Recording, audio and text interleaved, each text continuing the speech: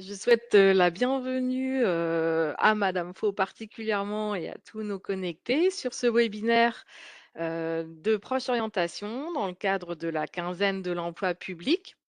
Nous avons souhaité informer un maximum de personnes sur les métiers des services publics et sur les voies d'accès. Proche Orientation est un service de la région Hauts-de-France pour informer en particulier les publics scolaires sur les métiers, les différents secteurs d'activité qui recrutent dans notre territoire, mais aussi donc les formations qui mènent à ces emplois. Et à l'occasion de cette quinzaine nationale de l'emploi public, ça nous paraissait très important d'être à vos côtés pour expliquer que tous les métiers, presque tous les métiers, peuvent être, exercés, dans des services publics, mais souvent on se demande, comment on y accède ou à quoi ça correspond. Et donc on est là aujourd'hui, pour pouvoir vous en parler, sur le bassin académique oriental de l'Oise, mais les informations qu'on va pouvoir vous délivrer pendant cette heure sont valables la plupart du temps sur le territoire national, comme vous allez le voir. Donc j'accueille madame, Faux qui est du centre de gestion, donc qui est un partenaire, de Proche Orientation. Bonjour. Bonjour à toutes et à tous. Et je vous propose de regarder le programme qui nous attend sur cette heure de webinaire. Donc on va vous présenter bien sûr le rôle du centre de gestion de l'Oise. Quelques mots sur la fonction publique, même les fonctions publiques, vous allez le voir.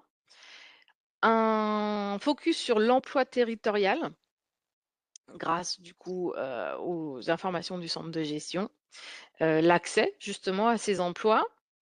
Un petit mot sur le service intérim parce que ça, c'est une particularité, très intéressante sur le territoire, et puis, les outils de proche orientation pour pouvoir mieux, s'orienter, mieux choisir, sa voie professionnelle ou éventuellement sa reconversion. Donc je vous invite, à ceux qui nous ont rejoints d'expliquer dans le chat un petit peu votre situation et de poser aussi l'ensemble de vos questions. On essaiera d'y répondre du mieux possible. Je vous passe la parole madame Faux pour, présenter le centre de gestion de l'Oise ou CDG 60. Oui, donc encore une fois, bonjour à toutes et à tous. Merci d'être avec nous aujourd'hui.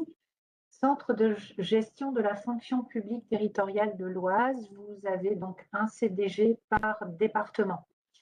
Nous sommes un établissement public au service des collectivités de notre département. Nous avons les centres de gestion, ont été créés en 1984 quand le statut de la fonction publique territoriale a été créé. Notre vocation est d'être un expert des ressources humaines, donc être à disposition des collectivités territoriales et des agents pour leur permettre d'organiser, de structurer leurs ressources humaines, c'est-à-dire leurs salariés, les personnes qui travaillent dans les collectivités territoriales. Il y a donc un centre de gestion ou CDG, de façon contractée par département, sauf sur l'Île-de-France où nous n'en avons que deux, compte tenu de la densité du territoire. Il y a donc Pantin et Versailles, petite couronne et grande couronne. Nous sommes dirigés par un conseil d'administration avec un président et des élus du département. Et nous avons des missions obligatoires définies par la loi et pour lesquelles les collectivités de notre département cotisent au centre de gestion. Et chaque centre de gestion a pu développer des missions dites facultatives qui peuvent donc changer d'un département à l'autre. Mais je crois qu'on y reviendra un petit peu plus tard dans le déroulé. En... Alors j'essaie de faire passer le diaporama, mais Des fois, ça voilà. bloque. En quelques chiffres, le centre de gestion de l'Oise, c'est de 1000 à 1500 personnes inscrites au concours et examen, puisque la voie d'accès, mais on le verra plus en détail tout à l'heure, pour rentrer dans la fonction publique territoriale, c'est de passer un concours et d'être lauréat de concours. C'est également pour le CDG 60, nous avons un service d'intérim territorial où nous mettons à disposition des contractuels, généralement sans concours, à disposition des collectivités qui nous expriment des besoins. C'est plus de 2300 recrutements chaque année. Nous avons un volant, je dirais, de contractuels au quotidien de 250 à 200-250 personnes différentes, chaque jour mises à disposition dans les collectivités du département. Ce sont également des offres d'emploi qui sont diffusées sur le site emploi territorial, qui est le site national de diffusion des offres de recrutement de la fonction publique territoriale. Et il y a un peu plus de 9700 agents qui sont fonctionnaires de la territoriale de l'Oise. C'est plus de 10 000 maintenant qui sont suivis par notre service de médecine, prévention, hygiène et sécurité. Voilà les grands chiffres, les grands chiffres qui définissent le CDG 60 aujourd'hui. Donc, le centre de gestion, en tant qu'expert des ressources humaines à la disposition des collectivités pour les conseiller et les accompagner, ce sont les parcours et les emplois et les parcours professionnels, l'accompagnement et le conseil, la carrière. La carrière, c'est toute l'historique professionnel des fonctionnaires de la fonction publique territoriale de l'Oise qui sont centralisés chez nous, toutes ces informations.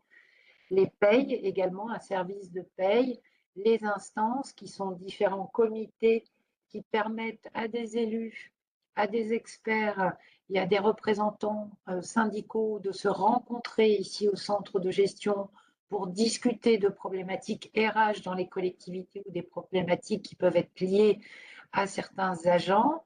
C'est également, comme je l'ai évoqué, avec les plus de 10 000 visites médicales par an, un service de prévention et de santé au travail, jusqu'à l'accompagnement en fin de parcours des fonctionnaires de la territoriale dans le cadre de leur départ à la retraite, de leur démission, de leur licenciement, etc. etc.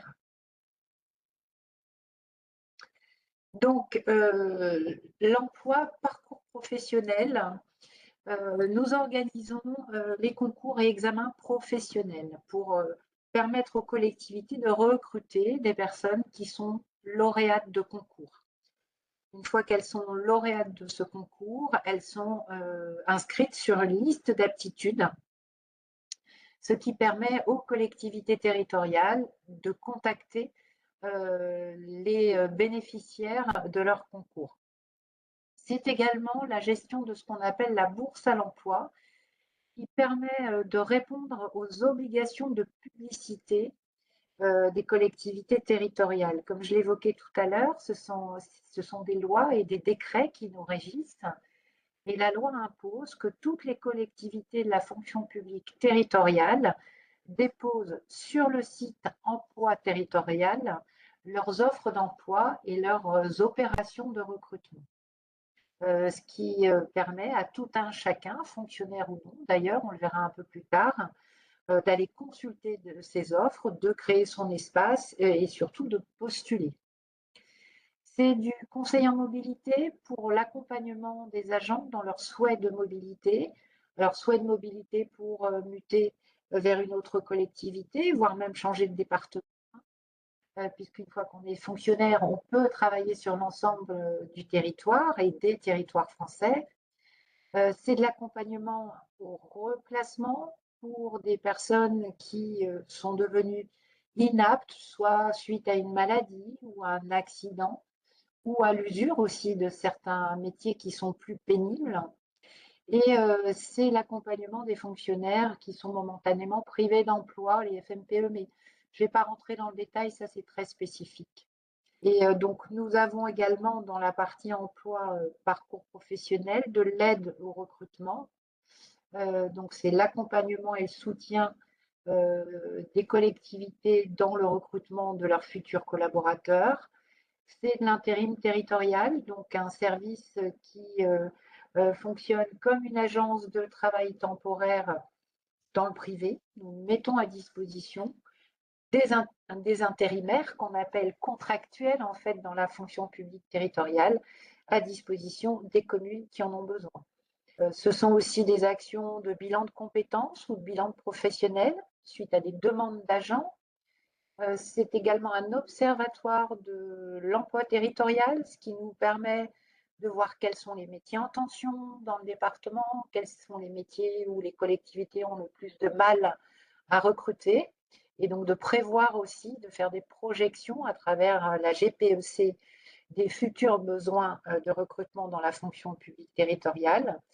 Et c'est également du conseil en organisation, en management ou en ressources humaines. De l'archivage aussi, l'accompagnement des collectivités dans l'archivage obligatoire de leurs documents sous couvert des archives départementales.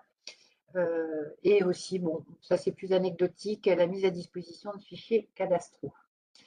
Nous avons également un service carrière et juridique, paye, donc un service juridique qui va accompagner les collectivités sur toutes les questions RH et le droit statutaire. Ce qu'on appelle droit statutaire, c'est ce qui est lié au statut de l'agent fonctionnaire de la territoriale.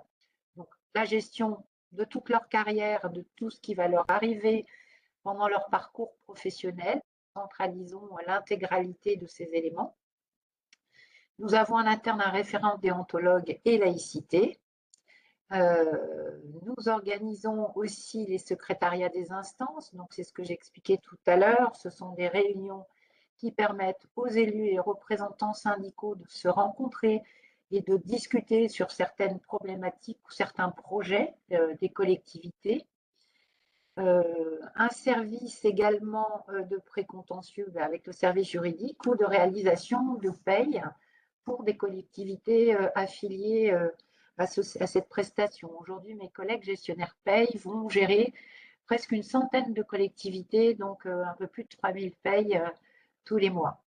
Un service prévention et santé au travail avec un référent handicap, des médecins de prévention, des infirmiers de prévention au travail, des psychologues du travail, des préventeurs qui vont réaliser des missions de formation dans les collectivités, formation gestes et postures, formation secouriste du travail, par exemple. Et puis de l'assurance statutaire, mais là encore une fois, ça c'est très spécifique, c'est plutôt réservé aux collectivités.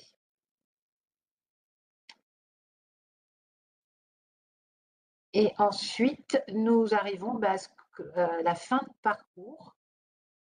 J'essaye de mettre le diapositive. Voilà. Je m'en doutais, ça bug un petit peu. Donc, avec le calcul des droits au chômage pour les personnes qui sont en fin de contrat ou qui peuvent être licenciées ou qui démissionnent de la fonction publique territoriale, et évidemment tout l'accompagnement pour la constitution des dossiers de retraite des fonctionnaires territoriaux qui vont partir à la retraite. Donc, vous l'avez compris, tous ceux qui nous écoutent, le centre de gestion de l'Oise, c'est vraiment l'interlocuteur entre justement toute personne qui souhaite travailler dans la fonction publique territoriale. Donc, dans chaque département, vous avez un centre de gestion. Pour ceux qui sont dans l'Oise, c'est le centre de gestion de l'Oise. Mais pour ceux peut-être qui sont d'ailleurs, vous avez votre centre de gestion aussi de rattachement et vous êtes à la fois, vous êtes l'élément clé qui fait le lien entre les collectivités qui sont des employeurs et puis, les fonctionnaires soit en poste ou soit les personnes qui veulent devenir fonctionnaires territoriaux. Alors n'hésitez pas pour tous ceux qui nous écoutent à poser des questions, par rapport à votre situation ou vos besoins, dans le chat, on essaiera d'y répondre. Suite à cette présentation donc du centre de gestion de l'Oise, donc pour l'emploi territorial, je vais juste vous repréciser, que la fonction publique, en fait, c'est quoi? C'est 3 en France, il y a 3 fonctions publiques. Les fonctionnaires, ils peuvent dépendre de services de l'État, dépendre de services territoriaux, donc on va voir après en faisant un focus, ou alors de la fonction publique hospitalière. Donc on a 3 fonctions publiques qui sont particulières et qui, du coup, recrutent par voie de concours, hein, ça on va vous le repréciser aussi. Mais donc vous pouvez postuler, vous pouvez passer des concours de l'État, de la territoriale ou de la fonction publique hospitalière.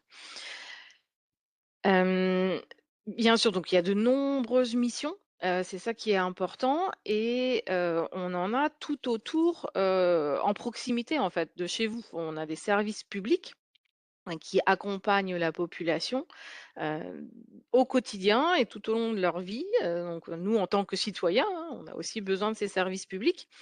Et donc, on s'est répartis géographiquement sur tous les territoires.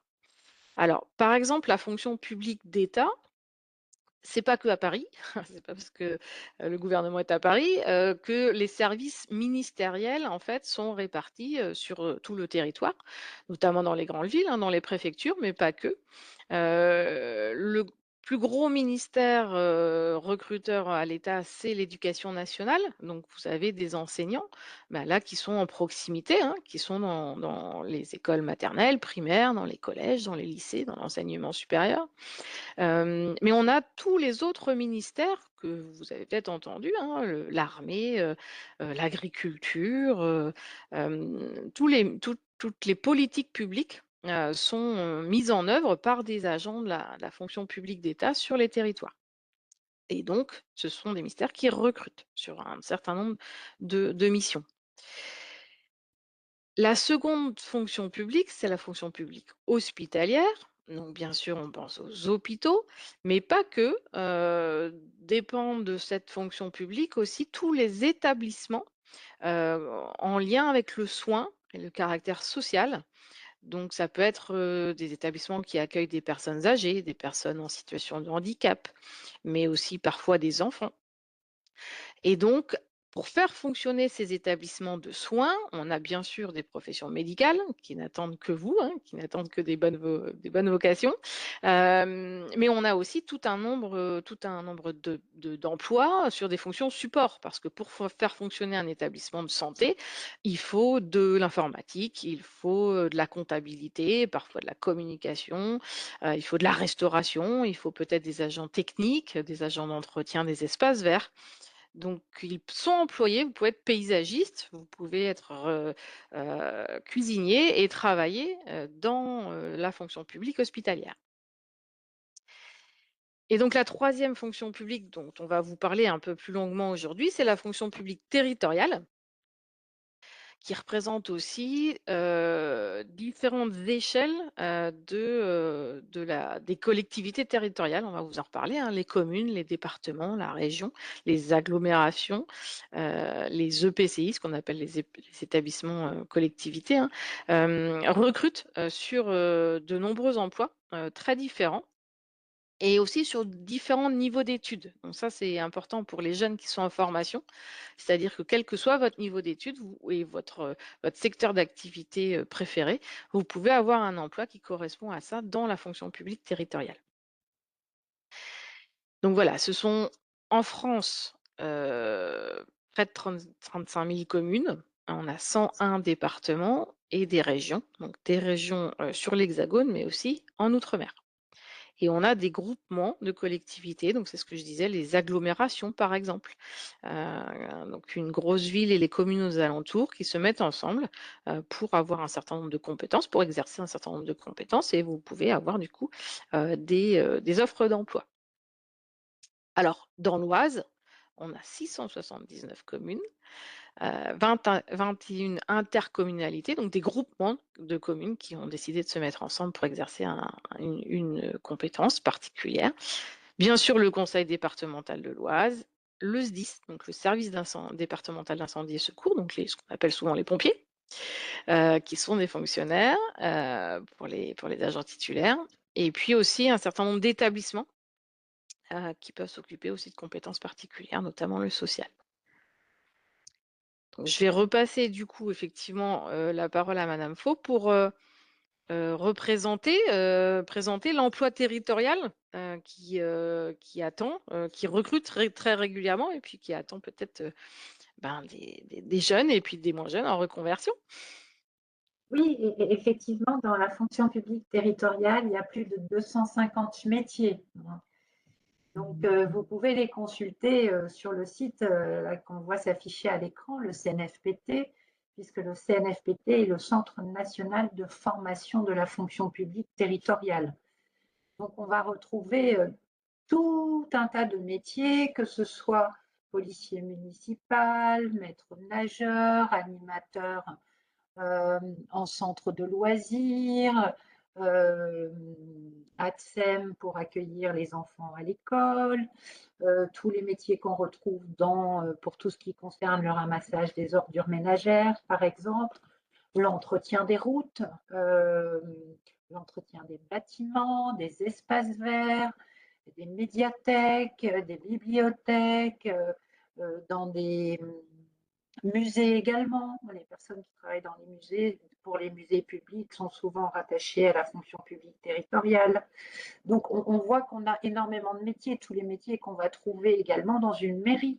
Donc, des comptables, des assistants comptables, des DRH, des assistants RH, des urbanistes, des juristes, des gens qui vont travailler à l'accueil et à l'état civil pour faire nos pièces d'identité, nos déclarations de mariage, les décès, pour gérer les cimetières, pour les locations de salles municipales.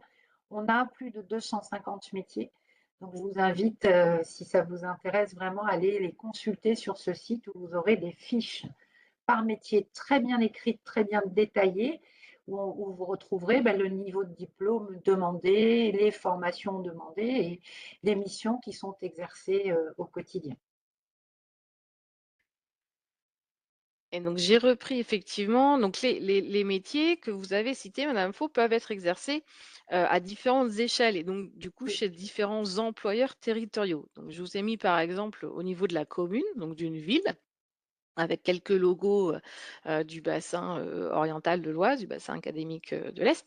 Voilà, donc la commune a un certain nombre de compétences. Donc ça, c'est voilà, c'est la loi hein, qui donne à chaque niveau administratif de la France des compétences obligatoires. Et effectivement, ensuite, vous avez au-dessus, le département, donc là, en l'occurrence pour chez nous, le département de l'Oise, qui a aussi des compétences à exercer, notamment la solidarité, hein. C'est essentiellement, la majeure partie des agents du département sont dans le pôle solidarité pour tout ce qui est l'aide sociale à l'enfance, l'assistance, aux personnes, en situation de handicap ou, dans le cadre de l'autonomie, notamment des personnes âgées. Hem et au niveau de la région, qui est, la collectivité, donc du coup la plus grande au niveau en termes, de découpage administratif, eh bien, on a aussi un certain nombre de compétences obligatoires. Mais on va retrouver des postes, par exemple, je pense là au lycée, donc la région a la responsabilité du fonctionnement des lycées, en dehors bien sûr de l'aspect pédagogique de l'éducation nationale, mais le fonctionnement du bâtiment, de la restauration scolaire dépend de la région. Et les postes, soit d'agents polyvalents, hein, d'entretien et de restauration, ou d'agents de maintenance, qu'on retrouve au sein du lycée, on peut avoir les mêmes postes au sein d'un collège, et dans ce cas-là, ce sera le département qui va être l'employeur, mais aussi on a un certain nombre de postes, au sein des écoles primaires et maternelles et là, ça va être la commune. Donc c'est ça pour vous dire aussi qu'en exerçant le même métier, vous allez pouvoir avoir des possibilités d'entrée, de travailler soit pour une commune, soit pour un département, soit pour la région, en fonction de votre lieu de travail et donc ça vous permet aussi de faire des mobilités, de changer d'employeur ou, en fonction de vos choix. Aujourd'hui, grâce à vous, Madame Font, on a une idée, des métiers les plus recherchés, donc qui peuvent aussi, être des potentialités, d'emploi pour les jeunes et ceux qui souhaitent faire des mobilités. Pour l'avenir, effectivement, on a réalisé une enquête au mois de juin-juillet de cette année auprès des collectivités de l'Oise pour identifier les métiers sur lesquels ils ont des besoins, hein, donc ils recrutent sur ces métiers-là, et les métiers plus précisément sur lesquels ils ont du mal à recruter. Et on voit bien qu'effectivement, là, on a un top 10 qui en comporte beaucoup plus que 10, mais c'est un petit aperçu et on voit qu'en premier lieu arrive le poste de chargé d'accueil, assistant de gestion administrative. Donc ça, c'est typiquement un poste qu'on va retrouver à l'accueil d'une mairie qui est déjà assez conséquente, à l'accueil d'un syndicat, d'un regroupement scolaire, à l'accueil du siège d'une communauté de communes ou d'une agglomération, justement. Et en deuxième métier qui arrive tout de suite après, mais aussi jardinier, ce qu'on va appeler chez nous des agents des espaces verts, agents techniques, des jardiniers. Et par extension, je dirais jardinier, mais également toutes les personnes qui ont des métiers très techniques et qui permettent l'entretien des bâtiments, par exemple. L'entretien des bâtiments et souvent, ils vont faire aussi ce qu'on va appeler un peu de logistique parce que c'est eux aussi qui vont installer, par exemple, les stands pour la brocante ou les stands pour le marché de Noël, puisque c'est d'actualité, ou pour les événements que peut organiser la collectivité. Euh, on retrouve dans ce tableau animateurs ou animatrices, enfance jeunesse. Donc, ce sont des personnes qui vont intervenir dans les centres de loisirs, principalement pendant les vacances. Donc là, on va leur demander d'avoir un BAFA ou un CAP petite enfance. Je l'évoquais précédemment, agent de maintenance des bâtiments, policier municipal, puisque la police municipale est sous l'autorité du maire de la commune, hein, contrairement à la police nationale qui est dans la fonction publique d'État. Chargé de propreté des locaux également, pour l'entretien des locaux, le nettoyage des locaux. Par extension aussi, moi je l'associe aussi, on cherche souvent des personnes qui vont travailler à la restauration scolaire, hein, pour la cantine. Euh, L'accompagnement à l'éducation des enfants, ce sont les ATSEM qui accueillent les enfants à l'école primaire et qui vont assister les professeurs des écoles sur la journée scolaire pour aider et accompagner les enfants. On retrouve des métiers que j'ai évoqués tout à l'heure, des gestionnaires paye, des assistants ressources humaines, tout ce qui va aussi concerner la voirie, hein, l'entretien de la voirie, c'est-à-dire principalement le réseau routier euh, et tous les réseaux divers aussi. On peut mettre tout ce qui est transport en commun aussi, les chauffeurs de bus par exemple. L'entretien, la propreté des espaces publics, donc les parcs publics, les sites sportifs publics ou les gymnases également publics, tout ce qui va être socio-éducatif et beaucoup d'autres métiers, hein. On pourrait aller beaucoup plus loin que ça avec toute la liste qui n'est pas exhaustive. En Donc fait, ça, c'est un oui. oui, allez-y. C'est intéressant parce que, ça montre vraiment que quel que soit votre cursus de formation, voilà, si vous êtes plutôt, dans des métiers techniques, dans des métiers administratifs, dans la sécurité, dans l'accompagnement de l'enfant, enfin, quel que soit ce qui vous plaît en fait, et quelle que soit la filière de formation que vous entreprenez, qu'elle soit professionnelle ou en lycée, général ou technologique, eh bien, ça mène à un diplôme qui peut être très intéressant dans un service public. Bien sûr, le diplôme peut être intéressant pour des entreprises privées aussi, mais en fait, n'oubliez pas que vous avez des emplois publics qui attendent aussi un certain nombre de jeunes diplômés ou de personnes en reconversion, puisqu'on a aussi tous des compétences transversales qui peuvent être importantes pour exercer un métier dans un service public. Donc il y en a vraiment pour tous les goûts en termes de filière et puis aussi en termes de niveau d'études, puisqu'on le voit, hein, on a des responsables, mais on a aussi des agents, ça, on va y revenir. Et donc, en fonction de votre poursuite d'études, de votre niveau de diplôme, vous avez des accès à des services publics, à des postes en service public qui sont tout à fait adaptés. En fait, on va retrouver les mêmes métiers que dans le secteur privé quasiment. Hormis, vous voyez, policier municipal ou police nationale, c'est propre à la fonction publique. Mais on va retrouver, par exemple, des techniciens informatiques. On va retrouver des gens spécialisés en cybersécurité. Donc, on a quasiment les mêmes métiers. Vous trouverez les mêmes métiers, mais ça va être à vous de faire le choix de l'exercer dans le privé ou dans le public. Mais on a quasiment tous les métiers qu'on trouve aussi dans le privé. Alors, je vous laisse poser des questions hein, dans le chat. N'hésitez pas à nous interroger. On va poursuivre la présentation, mais si ça appelle des remarques ou des questions, n'hésitez pas à les poser dans le clavardage. Alors, on va parler un petit peu de jargon, mais le jargon administratif de l'emploi territorial, mais c'est important pour que vous puissiez aussi, vous, soit postuler à des offres d'emploi ou aussi passer des concours. On va y revenir après, mais dans l'emploi territorial, il y a des filières. Donc il y a 8 filières, qui sont présentées ici et qui vont du coup correspondre à ce que vous avez envie de faire.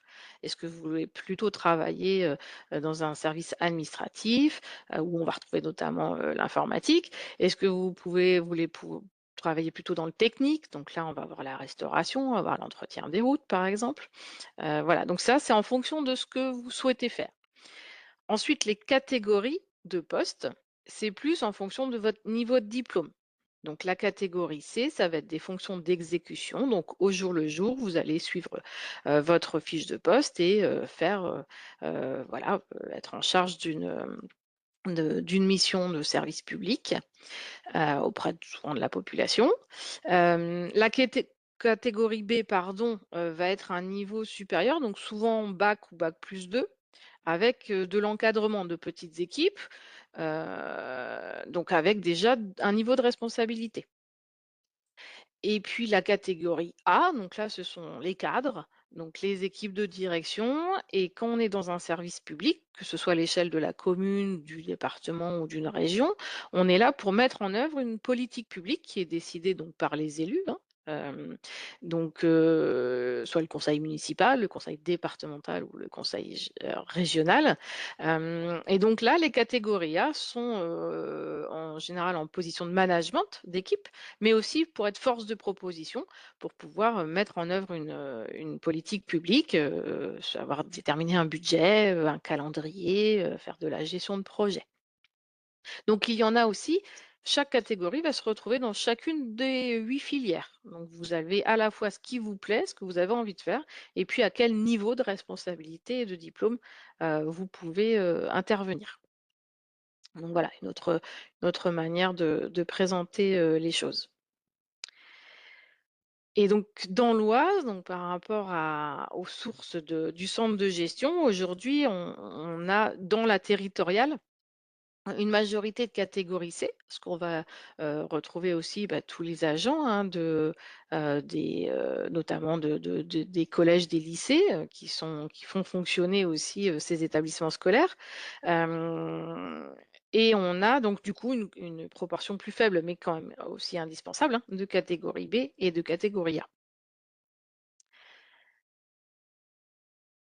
Alors, voilà, quand je vous parlais de jargon, c'est un petit peu ça. Ça, c'est une sorte de grille où en fonction de la filière que vous avez, voilà, selon vos centres d'intérêt et puis de votre niveau de diplôme, vous pouvez avoir accès à ces grades qui vous permettent soit, on va le voir après, de passer un concours ou alors de postuler à des postes qui sont ouverts pour le recrutement. C'est bien ça, Madame Faux? Tout à fait. Tout à fait. Pour imaginer vos propos, si on reste sur ce tableau, par exemple, si vous avez envie, vous êtes passionné de livres ou de bande dessinée et vous avez envie de travailler dans une bibliothèque, vous pouvez être agent de bibliothèque.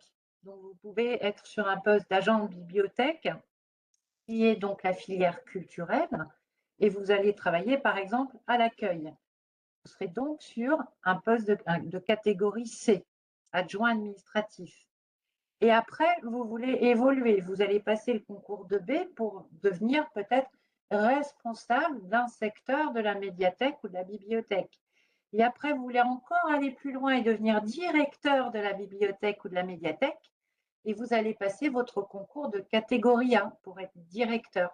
Et on va retrouver un peu cette échelle dans toutes les filières qu'on a vues tout à l'heure. Vous êtes en technique, vous travaillez dans les services techniques, vous êtes jardinier. En catégorie C, vous voulez devenir responsable d'une équipe ou expert peut-être en paysagiste pour faire les décors, la décoration. Ben, vous allez passer le concours de B et vous êtes directeur du service technique et vous allez passer le concours de A. Voilà, parce que c'est pas toujours facile à comprendre. Alors justement, on parle de concours, donc c'est la transition. Comment on a essayé d'expliquer les différentes compétences des niveaux de collectivité territoriale, les filières, et ensuite comment est-ce que je fais pour pouvoir accéder à un emploi? Alors, la première voie d'accès dans la fonction publique territoriale, c'est le concours. Donc, passer un concours, c'est-à-dire que vous allez sélectionner, ben, si vous voulez passer le concours C, B ou A, vous pouvez les passer dans l'ordre que vous voulez, hein, en fonction de la fonction et du métier qui est visé. Vous êtes lauréat de concours, donc ça veut dire que vous avez réussi votre concours et donc vous allez être lauréat de concours pendant 4 années consécutives, ce qui fait que vous avez 4 ans pour trouver une collectivité qui va vous prendre dans son effectif, qui va vous stagiairiser pendant 1 an. La durée de stagiairisation est incompressible. Et au bout d'1 an, vous allez être titularisé. Donc, vous allez devenir fonctionnaire de la fonction publique territoriale. Donc, une fois que vous avez votre concours, le plus gros de la démarche, effectivement, c'est de rechercher une collectivité qui va vous accueillir et qui va vous donner cette opportunité d'être stagiairisé et titularisé. Vous pouvez retrouver le calendrier des concours sur les sites internet des CDG des Hauts-de-France en particulier, puisque c'est notre territoire. Chaque centre de gestion, on travaille, les 5 centres de gestion de la région Hauts-de-France travaillent ensemble pour organiser les concours sur l'ensemble de la région. Donc, vous retrouvez sur le site du CDG 60, entre autres, le calendrier des concours, avec l'intitulé des concours, les prérequis pour pouvoir s'inscrire à ces concours, donc suivant si c'est du C, du B ou du A, le niveau de diplôme qui est exigé. Vous avez les dates de concours et vous pouvez remplir en ligne votre dossier pour voir si vous êtes admissible à ce concours. De façon générale et alternativement, une année, ce sont les concours de A ou de B, et l'autre année, ce sont les concours de C. Il y a un concours par catégorie, généralement tous les 2 ans. Et il faut bien respecter les dates d'inscription, donc il faut s'y prendre assez tôt à l'avance pour pouvoir transmettre son dossier et que son dossier ait été validé pour que vous puissiez concourir. On ne peut s'inscrire que dans un seul centre de gestion à la fois. Voilà. Il y aura bientôt, il y a une plateforme qui a été ouverte d'inscription pour les concours, www.concours-du6territorial.fr. Vous retrouverez également les concours nécessaires dans les fiches métiers qu'on a évoquées tout à l'heure, que vous pouvez consulter sur le site du CNFPT. Pour un métier, vous aurez toutes les missions de ce métier, toutes les responsabilités de ce métier, les différentes catégories, les différents concours et les diplômes ou les formations exigées pour chaque métier. Alors, ce qui est important de savoir sur les catégories, c'est que du coup, A et B, c'est obligatoirement un concours, mais en catégorie C, on peut rentrer sans concours.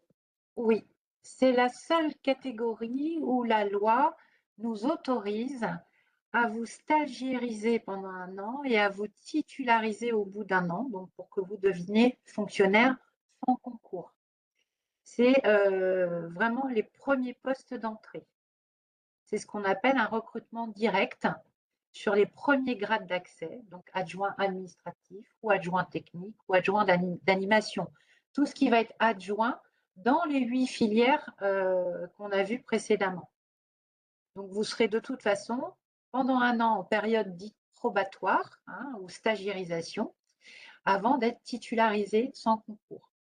Après, si vous voulez gravir les échelons et les niveaux de responsabilité, par exemple, vous êtes recruté comme jardinier dans un service technique d'une collectivité sans concours. Vous êtes donc stagiairisé, titularisé. Vous devenez fonctionnaire de la fonction publique territoriale en tant qu'adjoint des espaces verts. Si vous voulez ensuite construire votre carrière, il vous faudra passer le concours de B ou de A, puisque vous pouvez faire dans le sens que vous voulez, pour pouvoir accéder à une fonction dans la même filière avec plus de responsabilités. Mais on a le droit aussi de rester catégorisé Absolument, on a toute sa besoin de carrière. tout le monde. On a Voilà. besoin de tout le monde. Alors pour les élèves, en situation de handicap ou pour, les jeunes diplômés ou pour aussi, les agents qui travaillent déjà et puis qui souhaitent, enfin qui ont une reconnaissance en qualité de travailleur handicapé, il y a une particularité. Oui, effectivement, il y a des dispositifs dérogatoires au concours pour la stagiairisation et la titularisation sans concours des personnes qui auraient une reconnaissance de travailleurs handicapés sur les catégories C et B. Ça n'est pas effectif sur les catégories A, mais sur les catégories C et B. Il y a quand même des conditions obligatoires pour exercer la fonction publique avec ou sans concours. C'est bien évidemment les aptitudes physiques, hein, mais il y a une visite médicale, comme dans le privé, une visite médicale du travail, être de nationalité française ou ressortissant de l'Union européenne, et surtout avoir un casier judiciaire vierge et disposer de ses droits civiques. Donc ça, c'est obligatoire, quel que soit le mode d'accès.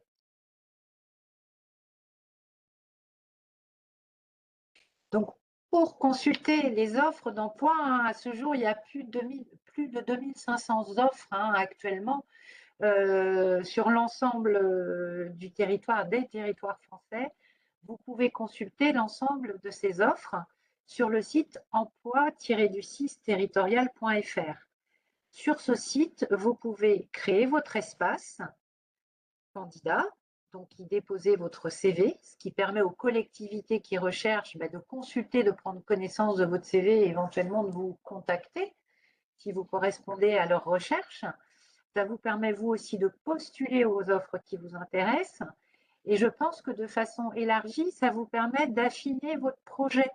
Donc, de voir sur votre territoire, votre lieu de résidence ou autour de votre lieu de résidence, quels sont les métiers qui sont recherchés par les collectivités de la fonction publique territoriale aujourd'hui, pour vous dire quel, quel type de formation je dois faire, quel sens je peux donner à mes études, à mon cursus, quel diplôme je dois viser si je veux être maître nageur, si je veux être comptable, si je veux être urbaniste ou juriste de droit public. Donc ça peut être une source d'information pour vous, pour découvrir les métiers, parce que vous pourrez avoir accès à la fiche, au descriptif de l'offre de la collectivité, postuler, mais même aussi, pourquoi pas, demander à pouvoir faire votre stage hein, dans la fonction publique territoriale ou des immersions pour découvrir un métier, pour découvrir le métier, par exemple, de secrétaire de mairie, qui n'existe que dans la fonction publique territoriale, par exemple. Et Et vous on a même des employeurs territoriaux, pardon, je vous coupe, qui prennent aussi des apprentis, oui, sur un certain nombre de missions, notamment techniques.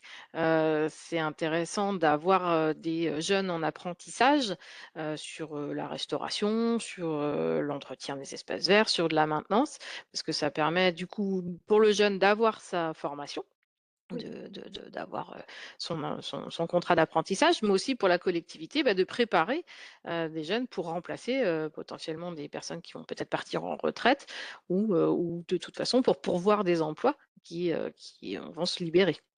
oui, Et donc ces métiers, ces offres d'emploi-là, vous donnent énormément d'informations sur les métiers, des services territoriaux. Vous pouvez donc du coup y accéder, c'est bien marqué, hein, sur les offres, si c'est accessible aux agents qui sont peut-être des fois déjà titulaires, mais aussi, on peut recruter maintenant, avec des contrats. Donc c'est important aussi de faire des candidatures, même si on n'a pas encore passé les concours. oui. La loi nous autorise, quand on ne trouve pas de fonctionnaire pour occuper un poste, de recruter ce qu'on appelle des contractuels. Donc, c'est ce qu'on appelle dans le privé des intérimaires. Hein. Ce sont des personnes qui vont être en contrat à durée déterminée sur un emploi pour un temps de travail donné, une rémunération donnée. Hein, c'est ce qu'on appelle le recrutement direct ou éventuellement par un service tel que le service d'intérim territorial du CDG 60, où tous les jours, on va mettre à disposition des communes des employés d'espaces verts, mais aussi des personnes qui vont faire office d'ATSEM parce que l'ATSEM est tombé malade, des animateurs pour les centres de loisirs, pour les vacances, sur tous les métiers. On peut mettre aussi des personnes donc contractuelles en contrat à durée déterminée. Ça peut être aussi un moyen pour vous justement de découvrir l'environnement territorial et de commencer à construire votre parcours professionnel. Et ça, c'est après, c'est ce qui va faciliter aussi que vous ayez un concours ou pas, votre recrutement pour être pérennisé dans la fonction publique territoriale. Donc effectivement, le CDG permet d'enrichir son expérience professionnelle en participant temporairement à l'activité d'une collectivité territoriale et d'optimiser vos chances de travailler dans le service public local. Et Donc pour... ça peut être aussi des pistes pour l'été, par exemple. Je pense qu'il peut y Oui, avoir des contrats estivaux pendant les effectivement, vacances. l'été, ben, on a beaucoup d'animateurs, de personnes qui ont passé leur BAFA, qui ont travaillé ou qui souhaitent travailler par exemple en colonie de vacances ou en centre de loisirs. On va avoir aussi des jeunes qui sont en études, mais qui cherchent à travailler pendant leur congé et qui peuvent rentrer dans une commune ben, pour faire l'entretien des espaces verts, des fois pour aider aussi dans un service administratif parce qu'on profite de l'été pour faire de l'archivage ou pour rattraper le travail accumulé, le retard qu'on a pu prendre. On assiste à un comptable, on assiste à un RH, c'est possible également, tout à fait. Donc voilà, on vous a présenté les voies d'accès, donc les filières, les métiers, les catégories et puis les voies d'accès à ces emplois.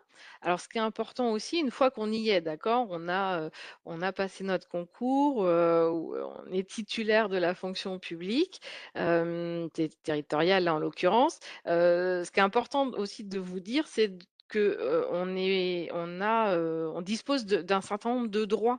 Et on n'est pas coincé dans un poste. Madame Faux vous l'a dit, vous pouvez, tout au long de votre carrière passer des concours pour faire évoluer votre carrière, pour, bah, aussi faire évoluer votre rémunération, hein, tout simplement, qui est associée à votre poste. Mais vous pouvez aussi faire des mobilités. C'est-à-dire que vous êtes, recruté et employé par par exemple une commune, mais vous pouvez postuler, pour surveiller toujours l'emploi territorial et postuler sur une autre offre. Et dans ce cas-là, bah, vous allez avoir un entretien comme vous le passez, donc quand vous êtes dans une entreprise privée et que vous voulez faire, un changement d'employeur. Eh bien, c'est aussi possible dans la fonction publique, bien sûr, territoriale. Donc ça, c'est intéressant. Vous pouvez du coup changer, de zone géographique ou changer de taille de collectivité, passer d'un département à une région, par exemple. Mais c'est aussi important pour vous dire, on vous l'a dit en tout début de webinaire, il y a 3 fonctions publiques. Il y a la fonction publique territoriale, là, dont on vous a parlé plus largement, mais il y a aussi les services de la fonction publique d'État et puis la fonction publique hospitalière. Et en fonction de votre métier, eh bien, vous pouvez tout à fait, changer aussi de fonction publique. Une fois que vous êtes titulaire, ça vous permet aussi plus facilement d'aller exercer votre métier ou votre compétence dans une autre fonction publique, par le biais de détachement, par exemple. Donc ça, c'est important aussi pour votre carrière. Et aussi, vous avez le droit de quitter la fonction publique, alors définitivement si vous le souhaitez, mais juste aussi faire une pause. C'est ce qu'on appelle aussi, une mise à disposition, ou voilà, pour, peut-être, créer votre entreprise ou voilà, faire ce que vous avez envie de faire. Ça, c'est aussi possible, de faire une pause dans votre emploi public. Donc c'est important parce qu'on a souvent des clichés sur, le fonctionnaire et donc il faut peut-être remettre bien, donner les bonnes informations. On peut rentrer, dans une fonction publique, changer d'employeur, changer de fonction publique et même mettre en pause, aussi sa carrière, de fonctionnaire. Même changer de métier. La grande Oui. force de la fonction publique, c'est que tout au long de du parcours pro, on peut tout à fait se former, hein. C'est même une obligation pour les fonctionnaires de se former et puis évoluer vers un autre métier sans problème. Ça, c'est la grande force aussi de la fonction publique.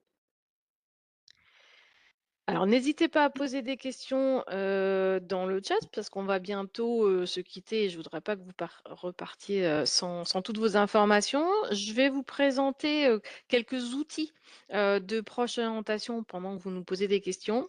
Écrivez-les, dans le chat.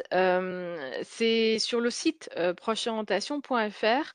on a souhaité vous proposer un certain nombre d'outils, que vous soyez scolaire ou aussi, déjà dans votre vie professionnelle, parce qu'on peut s'interroger de temps en temps, sur peut-être une reconversion ou un changement ou une évolution.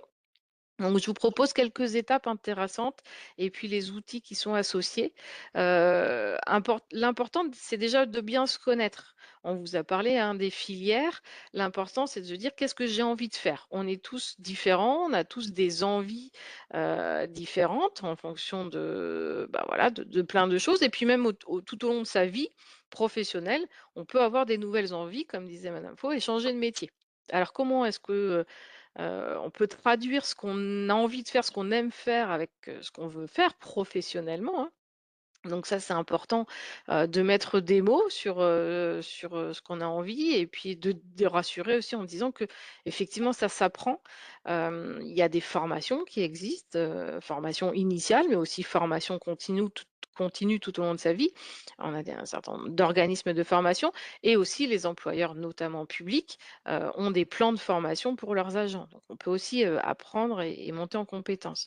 Alors pour bien se connaître, je vous invite à faire ce qu'on appelle des questionnaires d'intérêt, qui ne sont pas des tests de connaissances, mais juste des questions j'aime, j'aime pas. Et sur le site Proche Orientation, par exemple, il y a quel métier me convient, qui va vous permettre de traduire vos points forts en métier. Une fois qu'on a un petit peu déterminé dans quelle filière, dans quel secteur d'activité on a envie d'exercer, ben, on va se renseigner sur les métiers et sur les formations. Sur le site internet Proche Orientation, vous allez retrouver un certain nombre d'essentiels, ce qu'on appelle la collection des essentiels, d'informations sur différents secteurs d'activité. Et donc, on vient de vous le présenter, par exemple, les services sociaux, l'agriculture, le numérique, eh bien, ça va être un certain nombre de métiers qui vont être exercés dans le secteur privé, mais aussi dans le secteur public. Pour aller plus loin, vous pouvez revoir un certain nombre de webinaires que Proche Orientation a déjà captés et vous retrouverez celui-là aussi sur la chaîne YouTube de la région.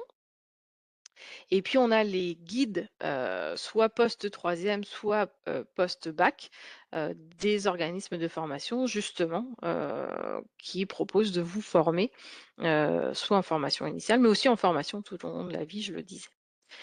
Alors une fois qu'on a, voilà, trouvé son métier, sa formation, comment est-ce que je valide mon projet pour vraiment, ben, valider mes idées? Le Proche Orientation vous propose une convention de stage, donc pour les jeunes de plus de 14 ans qui sont scolarisés dans le Hauts-de-France et qui ont envie de, beh, justement peut-être de découvrir une mairie, un service départemental, régional ou, dans l'agglomération, de sa résidence ou dans la communauté de communes où il habite.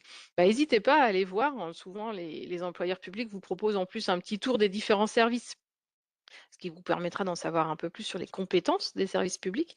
Donc ce stage, pendant les vacances, donc la convention de stage proche orientation vous permet cette découverte. Donc n'hésitez pas, à vous en saisir directement sur le site internet. La démarche est entièrement dématérialisée. Et puis, bon, on vous parlait des concours, mais en fait, on va en retrouver, en dernière étape, la même chose que ce soit pour la fonction publique ou pour les entreprises privées. C'est-à-dire que vous allez préparer votre CV, votre lettre de motivation, en réponse, à l'offre d'emploi ou de stage ou d'apprentissage qui vous intéresse et puis vous allez vous entraîner aux entretiens ou aux oraux. Parce qu'en fait, un concours de la fonction publique, bah, vous allez avoir une partie écrite et puis ensuite une épreuve d'oral. Donc c'est toujours bien de s'entraîner. Alors, on va faire une petite, pause, je pense, Madame Vaux, sur cette, diapositive parce qu'on a parlé des métiers qui sont, qu'on peut retrouver tous les métiers, d'une entreprise privée, dans, la fonction publique.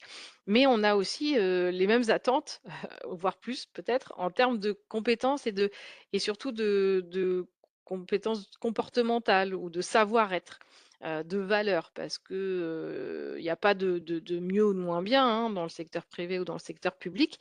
Mais par rapport aux offres d'emploi, comme vous allez être agent de la fonction publique ou d'un service public, on attend de vous un certain nombre de choses qui peuvent être un peu différentes parfois, du monde privé. Qu'est-ce que vous en pensez, Madame Faux? Oui, bien sûr, quand on est agent de la fonction publique, eh ben, on est là pour rendre un service public. Donc, on véhicule l'image de tous les gens qui travaillent dans la fonction publique et on est là véritablement pour rendre service. Donc effectivement, il y a un savoir-être, qui est, en tout cas une qualité de savoir-être, qui est très fortement attendue puisque, on est là pour qu'on puisse tous vivre au mieux tous ensemble, en rendant le service, public, de la meilleure façon. Donc, oui, oui, oui, c'est un élément très, très important et qui prévaut même souvent, heu, pardon, sur les compétences. Parce que les compétences, effectivement, elles peuvent s'acquérir, aussi par des formations, hein, tout au long de sa carrière dans la fonction publique et puis aussi, on peut continuer, hein, aller se renseigner dans les autres services, voir comment ça fonctionne. On peut avoir aussi des tuteurs, parfois dans certaines collectivités, c'est mis en place. Donc les compétences, ça vous on peut trouver des sources, mais les compétences de savoir-être, bah, ça dépend de chacun d'entre nous et c'est important aussi de les mettre en valeur dans votre CV, dans votre lettre de motivation et surtout d'en parler à l'oral aussi, bien sûr, dans un concours. Pourquoi vous avez choisi le service public? Tout à fait. Heu, pour terminer sur les outils de proche orientation, on est vraiment là aussi, pour, bah, vous informer collectivement. Donc sachez que pour chaque projet individuel, n'hésitez pas à vous renseigner auprès de votre professeur principal ou, vers le psychologue de l'éducation nationale qui est soit, que vous pouvez rencontrer soit dans votre établissement, soit au sein d'un centre d'information et d'orientation, donc le CIO qui est à côté de chez vous. Et puis donc je vous invite à retrouver les organismes de formation initiale, mais aussi, professionnelle, tout au long de sa vie sur le site Proche Orientation. Alors n'hésitez pas à poser des questions dans le chat juste avant, de, terminer, cette heure de présentation. Madame Faux, je vous laisse, le mot de la fin, si vous avez, quelque chose à rajouter. Oui, bien sûr, je reste à disposition, des uns et des autres, si vous avez des questions plus précises ou même pour pouvoir intervenir, hein, dans des classes de collège ou de lycée pour, parler des métiers de la fonction publique territoriale. Moi, j'ai envie de vous dire que c'est passionnant, que, si vous voulez construire votre, parcours professionnel, faites une immersion, allez toquer à la porte de votre mairie, voilà, même si après vous vous destinez peut-être à travailler dans le privé, c'est pas grave. Et aller voir, pousser les portes, c'est donner du sens aussi quand on est dans le service public, de le faire pour qu'on soit encore une fois, tous, le mieux possible les uns avec les autres dans notre quotidien et on peut se former tout au long de sa vie et on peut changer. Vous pouvez faire une partie de votre parcours professionnel peut-être dans l'Oise et un jour, pourquoi pas, vous décidez de vous avez le projet de déménager sur, la région de Bordeaux, hein et ben, ce sera possible aussi, hein. Donc ça ouvre, de multiples portes sur plein de métiers différents, sur toutes les évolutions possibles et imaginables avec, cette notion de service public et qui anime, ceux qui y travaillent, au quotidien et ça, c'est un vrai plaisir, il faut le reconnaître. Donc j'espère que vous serez nombreux à venir nous rejoindre. On a besoin de vous. Voilà. Effectivement, en tant qu'agent public, je partage, c'est un un plaisir justement partagé avec, voilà, c'est aussi, l'objectif vraiment de ce webinaire, c'était de vous montrer que, la fonction publique est très large, très variée, qu'il y a beaucoup de possibilités d'y accéder. Donc de ne pas rester bloqué, par exemple, sur un concours. On a plein de manières de se faire une expérience, d'emploi au sein du service public, quelles que soient ses compétences, ses, filières de formation et puis ses niveaux de diplôme et on a un service public forcément à côté de chez vous, qui, peut-être a besoin de vous. Donc suivez l'actualité, du centre de gestion, suivez l'actualité des services publics, d'État et hospitaliers. On a le site Choisir mon service public qui est une mine de renseignements aussi et de conseils. En tout cas, merci beaucoup de votre participation, de votre présence. N'oubliez pas donc le centre de gestion qui est votre interlocuteur, pour plus de renseignements, en local et puis, beh, le site Proche Orientation avec les outils qui peuvent, vous informer sur les métiers et les voies de formation. Je vous Merci souhaite beaucoup. une excellente continuation. Bonne journée à toutes et à tous. Au revoir. Au revoir. Au revoir.